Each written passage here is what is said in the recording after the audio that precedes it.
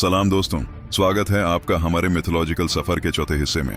Part 1, 2 और 3 में हमने dragons, mermaids, Medusa, Phoenix, wendigo और अनूबिस जैसे क्रीचर्स के राज खोले और आपके कमेंट्स से पता चला कि ये किस्से आपके दिल को छू गए।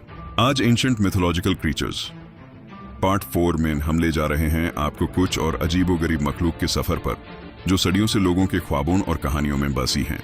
तो तैयार हो जाइए, लाइक और सब्सक्राइब कर लीजिए और चलिए शुरू करते हैं। अब तक के सफर में हमने देखा कि मिथोलॉजिकल क्रीचर्स सिर्फ कहानियां नहीं बल्कि इंसानी कल्चर, डर और उम्मीदों का आना है। पार्ट 1 में हमने ड्रैगन्स और गरुड़ा के किस्से सुने, पार्ट 2 में मेडुसा और नागा के राज खोले और पार्ट 3 में मिनोटॉर और वेंडिगो के दर से रूबरू हुए। आज हम इस सीरीज को आगे बढ़ाते हैं और बात करेंगे कुछ और आइकॉनिक क्रीचर्स की जो शायद आपके ज़हन में छुपी हैं। तो चलिए इन मखलूक के राज खोलते हैं। शुरू करते हैं एक ऐसी मखलूक से जो 3 जानवरों का अनोखा कॉम्बिनेशन है, चाइमेरा।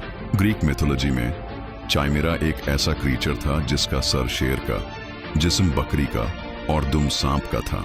यह आग उगलने वाला मॉन्स्टर इतना खतरनाक था कि इसे हीरो बेलेरोफोन ने ही हरा सका। फन फैक्ट, चाइमेरा का नाम आज भी साइंस में यूज होता है जब बात एक ऑर्गेनिज्म में 2 अलग डीएनए के होती है। इसे चाइमेरिज्म कहते हैं। थ्योरी, कुछ स्कॉलर्स का मानना है कि चिमेरा की कहानी शायद वोल्केनिक एक्टिविटी या नेचुरल डिजास्टर से इंस्पायर्ड थी, क्योंकि इसकी आग उगलने वाली शक्ति ऐसी इवेंट से मिलती जुलती है। आपको क्या लगता है, चाइमेरा एक काल्पनिक मॉन्स्टर था या किसी रियल फिनोमिनन का रिजल्ट? कमेंट में बताएं। अब बात करते हैं जापानीज मिथोलॉजी के एक जादुई क्रीचर की, कित्सुने। कित्सुने एक रूहानी लोमड़ी है जो अक्सर इंसानी रूप बदल सकती है और अपनी दुम्मों, टेल्स के जरिए शक्ति दिखाती है। कहते हैं कि जितनी ज्यादा दुम्में उतना ही पुराना और ताकतवर कित्सुने होता है। कुछ के पास 9 दुम्में भी होती हैं।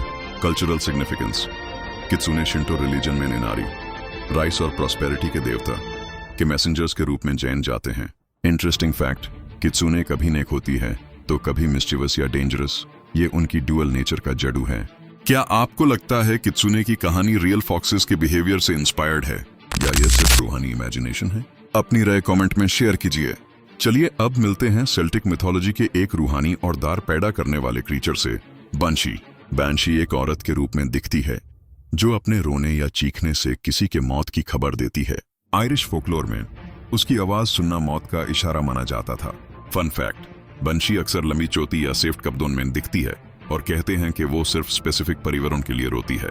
थ्योरी, कुछ लोग कहते हैं कि बंशी की कहानी शायद कीनिंग, मौत पर रोना, के आयरिश ट्रेडिशन से जुड़ी है जो एक रिचुअल था। कमेंट सेक्शन में बताएं। अब बात करते हैं नेटिव अमेरिकन मिथोलॉजी के एक शक्तिशाली क्रीचर की, थंडरबर्ड। थंडरबर्ड एक विशाल पक्षी है जो अपने पंखों से तूफान और बिजली पैदा करता है। ये क्रीचर अक्सर शक्ति, हिफाजत और नेचर के कंट्रोल का प्रतीक माना जाता है। Cultural impact, Thunderbird native American tribes जैसे ओजिब्वे और लकोटा के लिए बहुत अहम है और आज भी उनके टोटम्स और आर्ट में दिखता है। थियोरी, कुछ स्कॉलर्स का कहना है कि थंडरबर्ड की कहानी शायद लार्ज बर्ड्स जैसे ईगल्स या कंडोर्स से इंस्पायर्ड है जो तूफानी मौसम में दिखते थे। क्या आपको लगता है थंडरबर्ड किसी रियल बर्ड या नेचुरल इवेंट का रूप है या ये एक रूहानी कहानी है? कमेंट में अपना जवाब दें। तो दोस्तों, ये था हमारा एंशिएंट मिथोलॉजिकल क्रीचर्स पार्ट 4 का सफर। चिमेरा के तीनों रूपों से लेकर कित्सुने के जादू, बैंशी के रोने और थंडरबर्ड के तूफानों तक, यह मखलूक सिर्फ कहानियां नहीं बल्कि इंसानी कल्चर और ख्यालत का एक गहरा हिस्सा है। आपको इनमें से कौन सा क्रीचर सबसे ज्यादा पसंद आया या कोई और मिथोलॉजिकल क्रीचर है जिसके बारे में आप पार्ट 5 में सुनना चाहेंगे?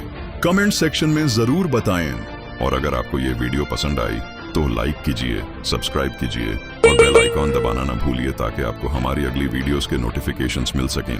मिलते हैं अगले वीडियो में। तब तक क्यूरियस रहिए और दुनिया के किस्सों को एक्सप्लोर करते रहिए। अलविदा।